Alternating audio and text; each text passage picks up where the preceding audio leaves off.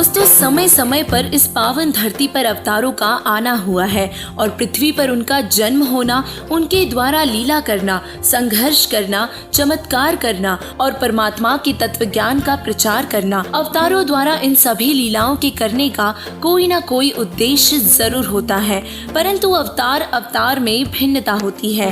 तीन लोक के भगवान जब अवतार धारण करके पृथ्वी लोक पर आते हैं तो उनका उद्देश्य केवल अधर्मियों का नाश करके विश्व में शांति स्थापना करना होता है। लेकिन पूर्ण परमात्मा के अवतार जब पृथ्वी पर आते हैं तो उनकी परम शक्ति के साथ साथ उनके उद्देश्य भी आज से करीब 600 वर्ष पूर्व पूर्ण परमात्मा कबीर साहिब जी स्वयं इस पृथ्वी पर विशेष उद्देश्य से आए थे। अपने उद्देश्य की शुरुआत की और 120 वर्ष इस पृथ्वी पर रहे और सन 1518 में अपने अमर लोक सतलोक चले गए और उसी उद्देश्य को पूरा करने के लिए वर्तमान में कबीर साहिब जी संत रामपाल जी महाराज जी के रूप में अवतार धारण करके आए हैं। जगत गुरु तत्वदर्शी संत रामपाल जी महाराज जी वही अवतार हैं जिनके विषय में परमेश्वर कबीर साहिब जी ने 600 वर्ष पहले ही अपनी अमृत वाणी में बता दिया था।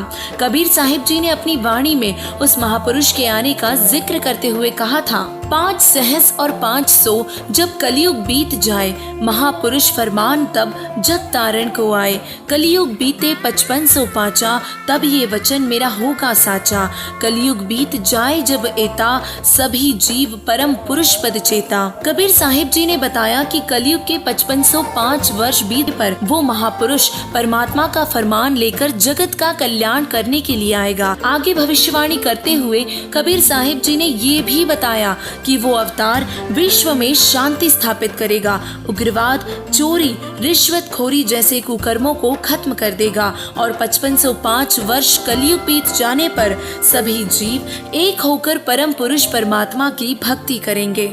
वर्तमान समय में देखा जाए तो आज का समाज इतना स्वार्थी हो गया है कि अपने स्वार्थवश किसी भी हद तक जा सकता है। धन संग्रह करने के लिए चोरी, रिश्वतखोरी, डकैती और ठगी करना तो आम बात हो गई है।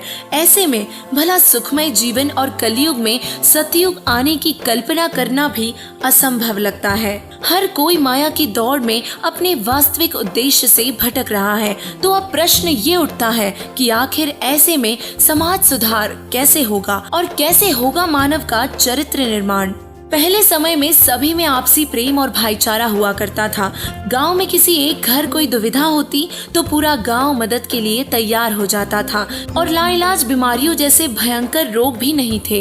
ये वो समाज था जब समाज में शिक्षा का अभाव बहुत था। लोग पैसों के लिए नहीं जीते थे बल्कि जीवन जीने के लिए अपनी खेती करते थे और फसलों से ही लेन देन किया करते थे और शांत वातावरण में रहते थे।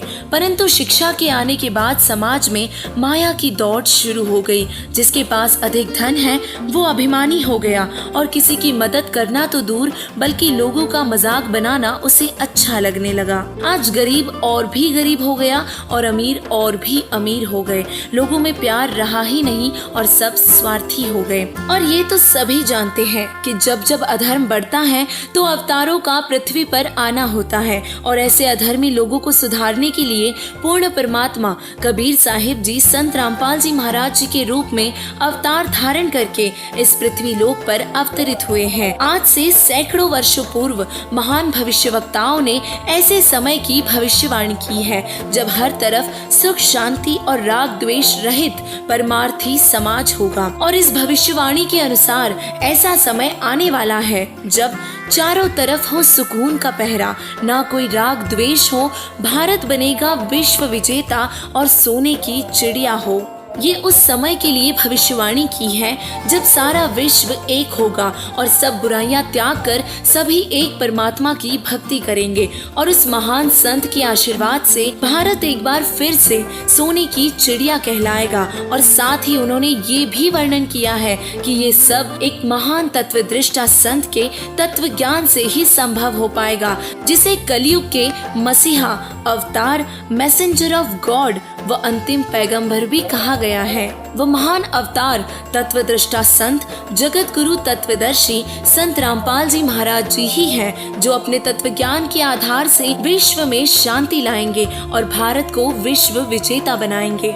जैसे कि हम जानते हैं कि सभी अवतारों का पृथ्वी पर आने का कोई न कोई उद्देश्य अवश्य होता है, ऐसे ही संत रामपाल जी महाराज जी का पृथ्वी पर अवतार रूप में आने का भी बहुत बड़ा उद्देश्य है। संत रामपाल जी महाराज जी का मूल उद्देश्य पूरे विश्व को एक करके सतलोक ले जाना है। मूल उद्देश्य के साथ साथ जुड़ा उनका महत्वपूर्ण उद्देश्य समाज सुधार व उसके साथ साथ आध्यात्मिक क्रांति लाना है, जो पूरे विश्व को उनकी शरण में आने को मजबूर कर देगा। विश्व में अनेकों महापुरुषों ने समाज सुधारक की अहम भूमिका निभाई है। उदाहरण के लिए बताएं तो महात्मा गांधी जी ने अहिंसावादी और सत्यवादी का पाठ सिखाया और इस मार्ग पर चलने पर उन्हें न जाने कितना ही संघर्ष करना पड़ा। ऐसे ही सती प्रथा जैसी कुप्रथा को बंद करवाने के लिए राजा राम मोहन रॉय जी ने आवाज उठाई और जिस कारण उन्हें भी बहुत संघर्ष करना पड़ा। B.R. अम्बेडकर जी ने भी छुआछात के खिलाफ आवाज उठाई और आज भारतीय संविधान के तहत छुआछात भी कानून की नजर में अपराध है। इन सभी महापुरुषों के संघर्ष करने से कई वर्षों तक समाज में शांति बनी रही और ऐसे ही जगत गुरु तत्वदर्शी संत रामपाल जी महाराज जी समाज सुधार करने के लिए संघर्ष कर रहे हैं और आज समाज में बहुत सी कुरीतियां व बुराइयों का साथ दिया जा रहा है, जिसके रामपाल जी महाराज जी ने आवाज उठाई और फलस्वरूप उन्हें जेल भी जाना पड़ा। अगर बात करें भ्रष्टाचार की, तो देश में बढ़ रहे भ्रष्टाचार को खत्म करने के लिए संत रामपाल जी महाराज जी ने सरकार, पुलिस प्रशासन व न्यायाधीशों के साथ साथ अन्य संगठनों में काम करने वाले अधिकारियों को अपने सत्संगों के माध्यम से चेताया है और भ्रष्टाचार को खत्म करने के लिए संत रामपाल जी महाराज जी पूरे विश्व में तत्व ज्ञान का प्रचार कर रहे हैं, जिसे सुनकर बुद्धिजीवी संत रामपाल जी महाराज जी की शरण में आकर भ्रष्टाचार मुक्त देश बनाने की ओर अग्रसर हो चुके हैं। अगर बात करें दहेज जैसी कुप्रथा की, तो आज गरीब की कोई नहीं सुनता। सबको माया चाहिए और पैसों से बढ़कर आज किसी के लिए कुछ भी नहीं है और ऐसे में बेटी की शादी करने में भी पिता खुश नजर नहीं आते। वजह है दहेज।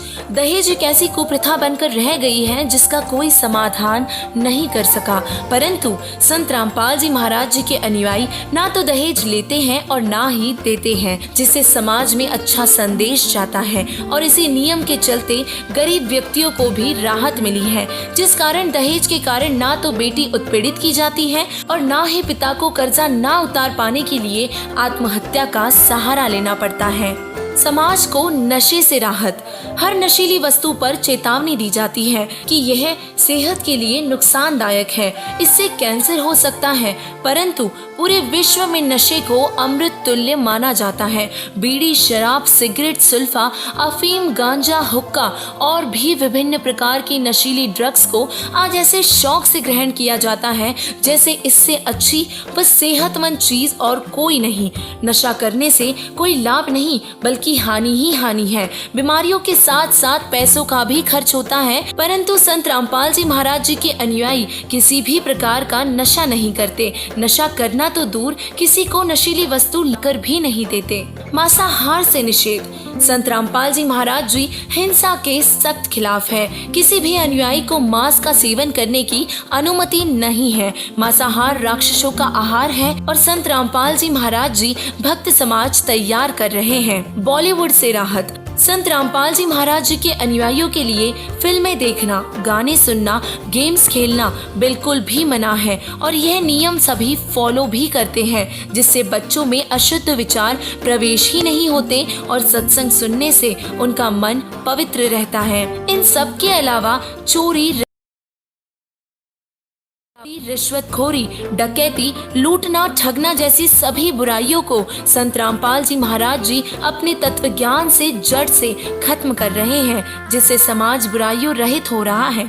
संत रामपाल जी महाराज जी का उद्देश्य समाज को बुराइयों व पाखंड रहित करके स्वच्छ करना व युवाओं में नैतिकता और आध्यात्मिकता जागृति लाना है। वे समाज से जातिवाद व जाति पाति के भेदभाव को हमेशा के लिए खत्म कर देना चाहते हैं और आपसी झगड़ों को खत्म करके पूरे विश्व में शांति लाना चाहते हैं। एक भगवान, एक ही भक्ति और एक ही पंथ की स्थापना करके जीवों का कल्याण करना ही उनका मूल उद्देश्य है। संत रामपाल जी महाराज जी वो अवतार हैं जो धरती को स्वर्ग बनाने के लिए पृथ्वी पर अवतरित हुए हैं और ऐसे महान संत आज हम सबके बीच और परमात्मा के आशीर्वाद से अपने उद्देश्य को पूरा करने में लगे हैं।